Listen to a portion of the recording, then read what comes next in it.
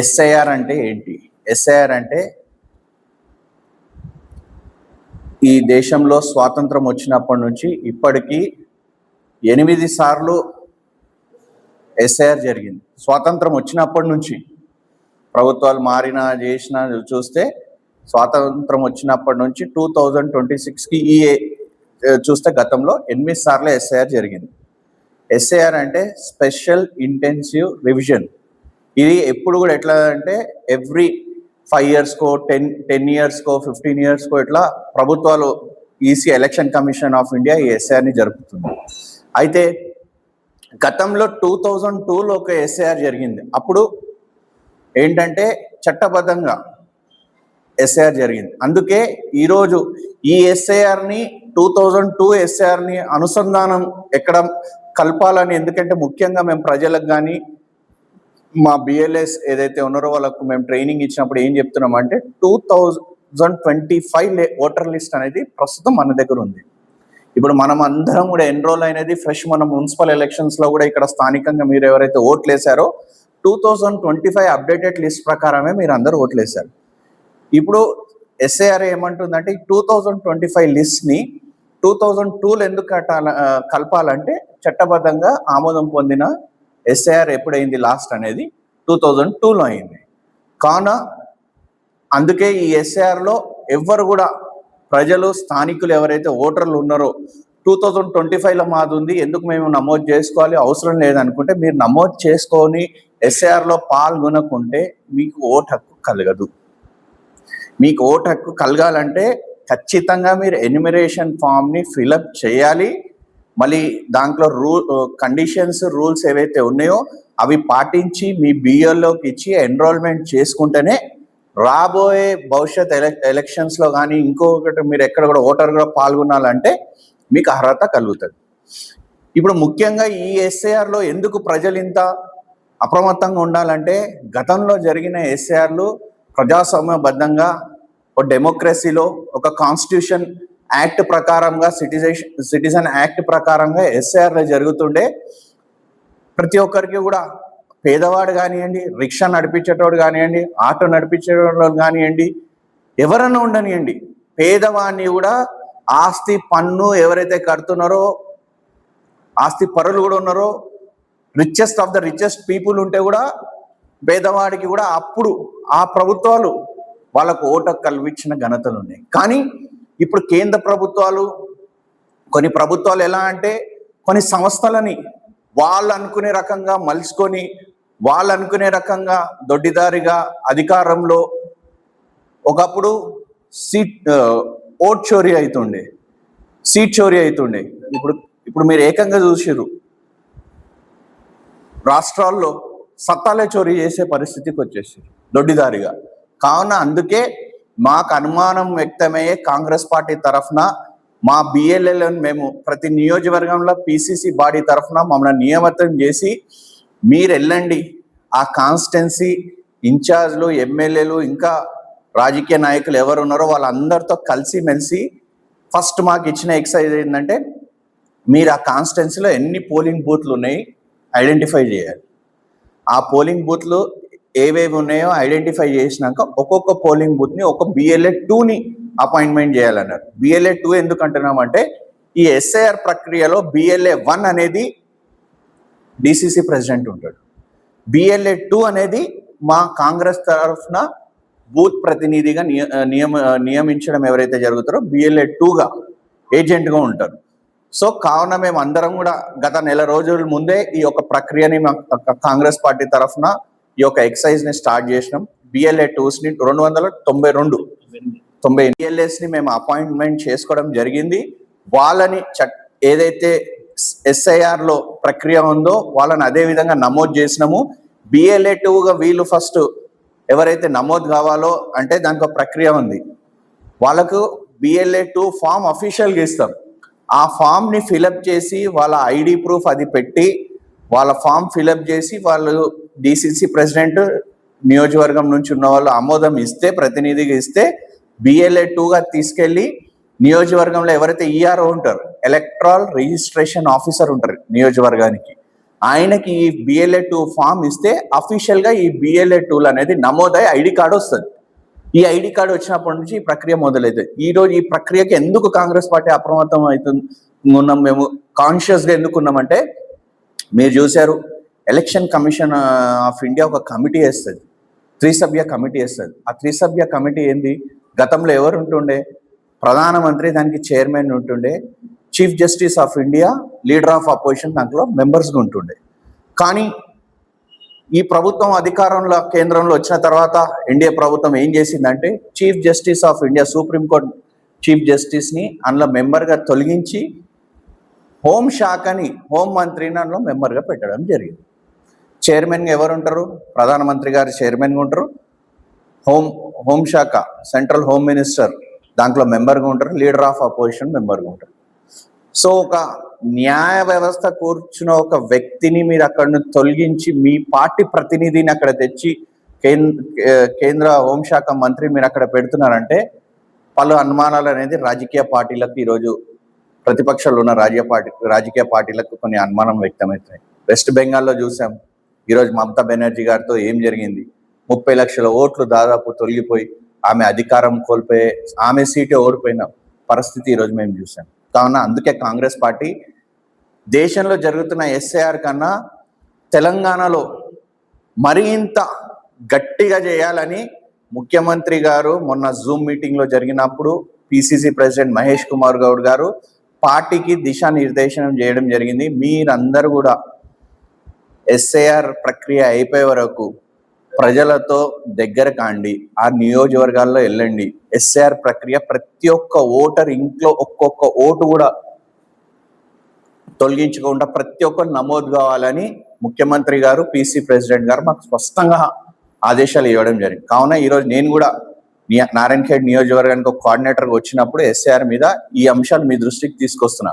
ఇప్పుడు నేను చెప్పినట్టు మీకు SIR BLA2 ఏదైతే ఐడి కార్డ్స్ వచ్చినాక BLA2 మా ఏజెంట్స్ ఏం పాత్ర ఉండబోతుంది నియోజకవర్గంలో అనేది నేను మీకు తెలియజేస్తున్నా.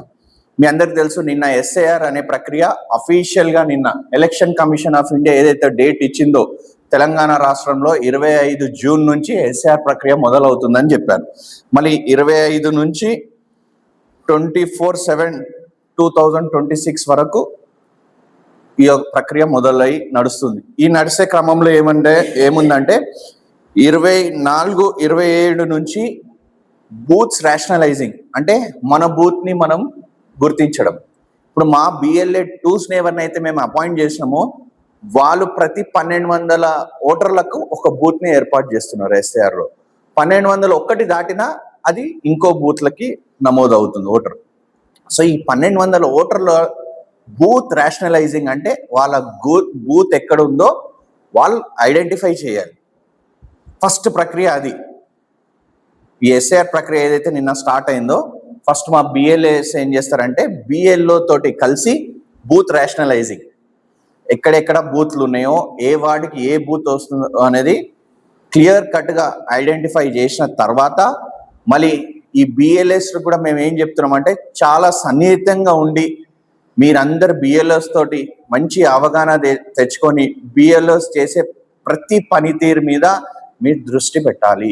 BLOs పనితీరు ఎలా ఉంది, ఓట్లు తొలగిస్తున్నారా, లేదు వాళ్ళు ఎక్కడన్నా తప్పులు చేస్తున్నారా, ఎందుకు ఓటు అనేది నమోదు కావట్లేదు, BLOs పనితనం ఏదైతే ఉందో అది సక్రమంగా జరుగుతుందా లేదనేది BLAs మాత్రం నియోజకవర్గంలో అయితే 298 BLAs ఉన్నారో వాళ్ళందరూ కూడా BLOs ప్రతి పనితీరుని ఒక నిఘా వేసి పెట్టాలి. వాళ్ళ అడుగున వాళ్ళ తోడు కలిసి మీరు ఇంటింటికి వెళ్ళాలి. ఎప్పుడైతే BLO ఇంటికి వెళ్తారో మీరు BLO అంటే బూత్ లెవెల్ ఆఫీసర్, O అనేది ఆఫీసర్ అనేది EC election commission of India నుంచి అపాయింట్మెంట్ అయిన వ్యక్తులు. BLA అంటే కాంగ్రెస్ పార్టీతో నమోదైన బూత్ ఏజెంట్ ప్రతినిధిగా మీరు నమోదవుతారు. మీరు వాళ్ళతో కలిసి ఇంటింటికి BLOs ఎప్పుడైతే వెళ్తారో మీ యొక్క వార్డులలో ఆ ఓటర్ని మీరు ఐడెంటిఫై చేయాలి. ఐడెంటిఫై చేసిన తర్వాత ఆ ఓటర్కి ఏమి ఇబ్బందులు ఉన్నాయి, ఎక్కడ సమస్యలు వస్తున్నాయి, ప్రతి సమస్యకి ప్రతి ప్రశ్నకి BLAలే సమాధానము. రేపు రాబోయే భవిష్యత్ ఎన్నికల్లో ఇక్కడున్న ఎంపీ ఎమ్మెల్యే ఓటు కూడా కోల్పోయారు వాళ్ళ కుటుంబంతో. అంటే ఈ ఎమ్మెల్యే ఎంపీ కూడా అర్హత ఉండదు రేపు పోయి ఎలక్షన్ కమిషన్ ఆఫ్ ఇండియాని ప్రశ్నించడానికి. ఎవరు ప్రశ్నిస్తారు వాళ్ళ తరఫున?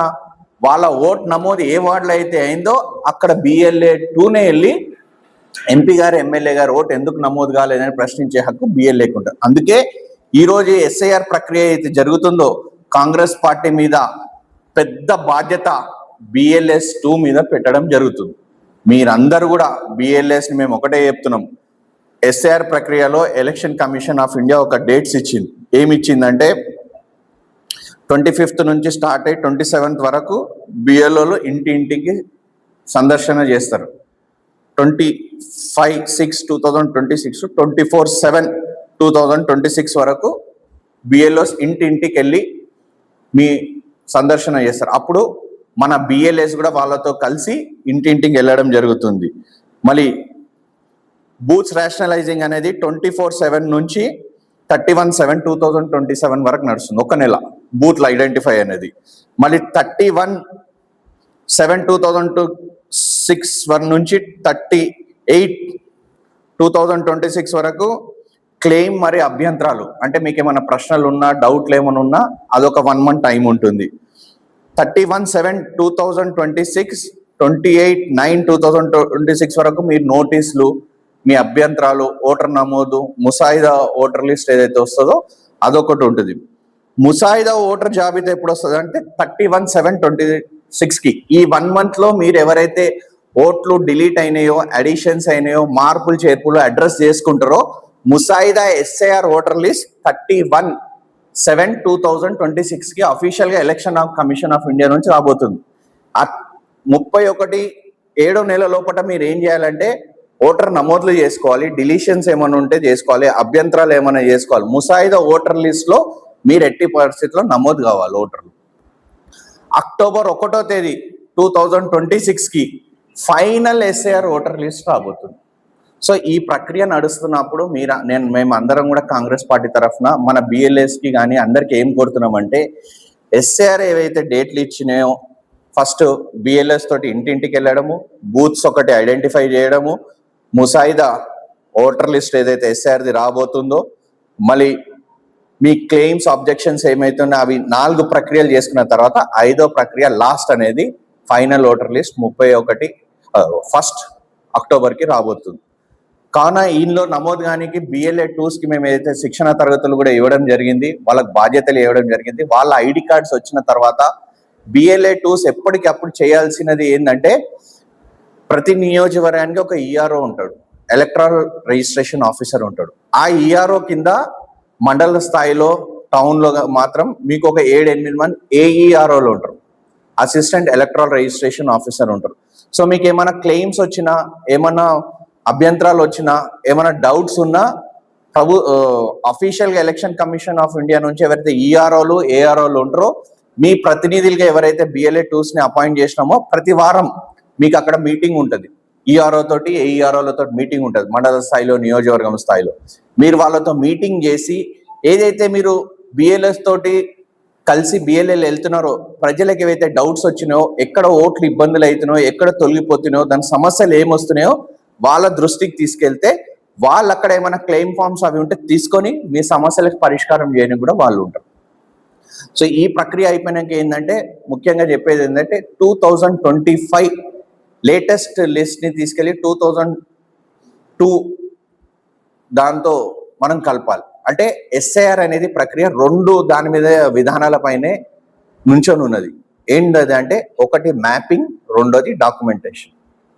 ఈ 2 మ్యాపింగ్, డాక్యుమెంటేషన్ అనేది కరెక్ట్గా చేస్తే తప్పకుండా మీరు అందరు కూడా SIRలో నమోదవుతారు. అంటే లింకింగ్, డాక్యుమెంటేషన్ అంటే చిన్నగా ఎగ్జాంపుల్ చెప్తాను నేను. ఎట్లా అంటే, ఇప్పుడు 2025 ఓటర్ లిస్ట్లో మీ పేరు ఉందంటే 2002 ఓటర్ లిస్ట్లో మీరు కలపాలన్నప్పుడు ఏం చేయాలి?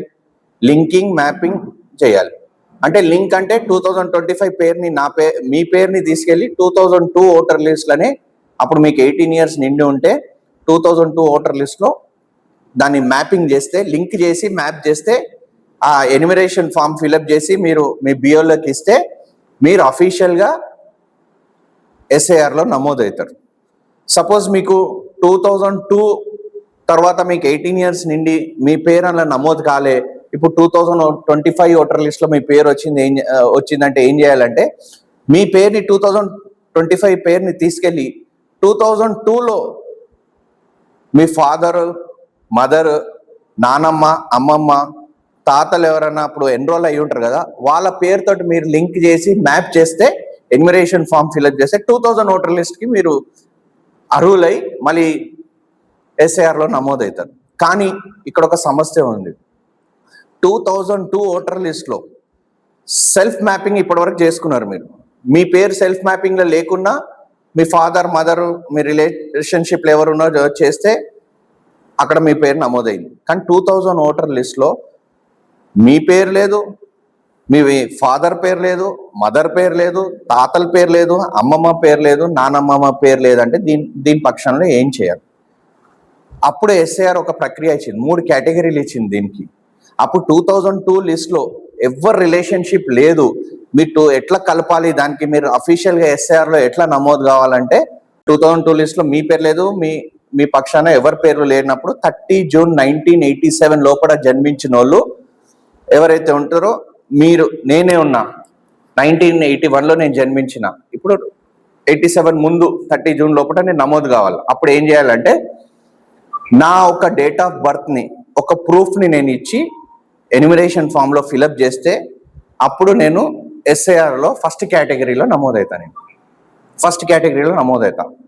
సపోజ్ 30 జూన్ 1987 తర్వాత జన్మించి 2002 ఓటర్ లిస్ట్ లో నా పేరు లేదు, మా ఫాదర్ పేరు లేదు, మదర్ పేరు లేదు, తాత పేరు లేదు, అమ్మమ్మ పేరు లేదు, నాయనమ్మ పేరు లేదు, 30 జూన్ తర్వాత అప్పుడు ఏం చేయాలి? కేటగిరీ 2లో వస్తాం. అప్పుడు ఏం చేయాలంటే, నా పేరుని నేను తీసుకొని నా ప్రూఫ్ ఒకటి ఇవ్వాలి, ఫస్ట్ ప్రూఫ్. అది ఎప్పటి నుంచి? 1 జూలై. అది 30 జూన్ 1987 వరకు సెల్ఫ్ మ్యాపింగ్ చేయాలి. పేరు లేకుంటే ఒక ప్రూఫ్, నా డేట్ ఆఫ్ బర్త్, అంటే 12 కేటగిరీస్ ఇచ్చింది. మీరు ప్రూఫ్స్ అనేది 12 కేటగిరీలు ఇచ్చింది. దాంట్లో ప్రూఫ్స్ అనేది ఒక డేట్ ఆఫ్ బర్త్ ఇవ్వచ్చు, పాస్పోర్ట్ ఇవ్వచ్చు, మీ రెసిడెన్షియల్ సర్టిఫికేట్ ఇవ్వచ్చు, 10th సర్టిఫికేట్ ఇవ్వచ్చు, మీ caste certificate, sub caste certificate, ఇట్లా 12 కేటగిరీస్ ఇచ్చింది. ఏదైనా ఒక ప్రూఫ్ ఇస్తే 87 కన్నా ముందు జన్మించిన దానికి మీరు నమోదవుతారు. 87 తర్వాత ఎప్పుడు? 30 జూన్ తర్వాత డేట్ ఏమొస్తుంది? 1 జూలై. 1 జూలై 1987 నుంచి 2004 2 డిసెంబర్ ఈ లోపల ఎవరైతే జన్మనిస్తారో వాళ్ళు కేటగిరీ 2లో వస్తారు. కేటగిరీ 1 38 జూన్ 1987 లోపల వాళ్ళు. కేటగిరీ 2 వాళ్ళు 1 జూలై 2 డిసెంబర్ 2004 వరకు వస్తారు. ఈ మధ్యలో జన్మించిన వాళ్ళు ఎలాంటి నమోదు కాకుండా ఉంటే, వాళ్ళ ఫ్యామిలీ వాళ్ళు ఎవరు లేకుంటే వాళ్ళు అప్పుడు 2 ప్రూఫ్స్ ఇవ్వాలి. ఎవరిది? ఒకటి వాళ్ళ ప్రూఫ్ ఇచ్చుకోవాలి సెల్ఫ్గా, ఒకటి వాళ్ళ ఫాదర్ దన్నా, మదర్ దన్నా. 2 ప్రూఫ్స్లలో ఒకటి ఫాదర్ దన్నా, మదర్ దన్నా ఇవ్వాలి 2 ప్రూఫ్స్లో. అప్పుడు మీరు సెకండ్ కేటగిరీలో SIR లో మీ ఓటు అఫీషియల్ గా నమోదవుతారు. మీరు SIR లో ఓటర్ లిస్ట్ లోకి వస్తారు. ఇప్పుడు థర్డ్ కేటగిరీ ఏంటంటే, మనం ఎప్పటివరకు 2 డిసెంబర్ 2004 వరకు చూస్తున్నాం. ఇప్పుడు 3 డిసెంబర్ 2004 నుంచి ఇప్పటి వరకు టిల్ డేట్ 2025, 2026 ఫస్ట్ ఫ్రెష్ గా నమోదు చేసుకున్న వాళ్ళు 18 ఏళ్ళు నిండి ఉండాలి. 3 డిసెంబర్ 2004 నుంచి టిల్ డేట్ 2026 వరకు ఎవరైతే నమోదు చేసుకుంటారో వాళ్ళు థర్డ్ కేటగిరీలో వస్తారు. అంటే వాళ్ళకి ఎలాంటి ప్రూఫ్స్, వాళ్ళ ఫ్యామిలీ ఎవరు లేని వాళ్ళు ఆ డేట్ మధ్యలో జన్మిస్తే అప్పుడు మీరు థర్డ్ కేటగిరీలో ఏం చేయాలంటే, ఒక ప్రూఫ్ నాది ఇవ్వాలి, ఒక ప్రూఫ్ ఫాదర్ దియాలి, ఇంకో ప్రూఫ్ మదర్ దియాలి. 3 ప్రూఫ్స్ ఇవ్వాలి. ఫస్ట్ కేటగిరీలో ఒక మన ప్రూఫ్ ఇస్తే చాలు. సెకండ్ కేటగిరీలో 2 ప్రూఫ్లు, ఒకటి మనది, ఒకటి ఫాదర్ దన్నా, మదర్ దియాలి. థర్డ్ కేటగిరీలో ఒకటి నాది, ఒకటి మదర్ది, ఫాదర్ది, లేదా మీ నానమ్మ, తాతది, ఇట్లా ఎవరిదైనా ప్రూఫ్ ఇస్తే అప్పుడు మీరు అఫీషియల్ గా థర్డ్ కేటగిరీ SIR లో నమోదు. ఇదే SIR ప్రక్రియ. ప్రజలందరికీ మా కాంగ్రెస్ పార్టీ తరఫున మేము అవగాహన ఇచ్చి, ఈ డేట్స్ ప్రకారం ఎవరెవరైతే ఉన్నారో, నమోదు చేసుకోలేదో, వాళ్ళ ఓట్స్ లేవో వాళ్ళకి క్లియర్గా వెళ్ళండి, ఇంటింటికి సంజాయించండి. ఈ ప్రక్రియని మీరు చాలా జాగ్రత్తగా BLS తోటి కలిసి నమోదు చేసుకోవాలి. ఎందుకంటే రేపు భవిష్యత్తులో ఏవైతే ఎన్నికలు వస్తాయో ఈ యొక్క ప్రక్రియ చేసుకుంటేనే రేపు భవిష్యత్ మనది, ఈ రాష్ట్రంలో ఉన్న ప్రజలది, రేపు మీ నియోజక ప్రజలది, రేపు మీరు అనుకున్న నాయకులు ఎవరైతే ఉన్నారో వాళ్ళు కూడా చాలా మంచి భవిష్యత్ ఉజ్వలంగా ఉండబోతుందని తెలియజేస్తూ, మళ్ళీ ఈ రోజు వచ్చి ఇక్కడ నేను మాట్లాడినది ఏంటంటే షార్ట్గా ఏంటంటే ఎస్ఏఆర్ ప్రక్రియ నాకు కోఆర్డినేటర్ ఇచ్చినందుకు ఈ BLS-2 ఎవరైతే ఉన్నారో ఈ యొక్క మధ్యకాలం డేట్స్ లో వాళ్ళు చేసే ప్రక్రియ ఇలా ఉండబోతుంది అనేది మీ యొక్క మీడియా ప్రెస్ కాన్ఫరెన్స్ ద్వారా నేను నారాయణఖేడ్ ప్రజలకి ఈ యొక్క విషయాన్ని తెలియజేస్తాను. Hi everybody, this is Kiriti Damaraju. Like, share and subscribe to Saira TV. Oh, Saira!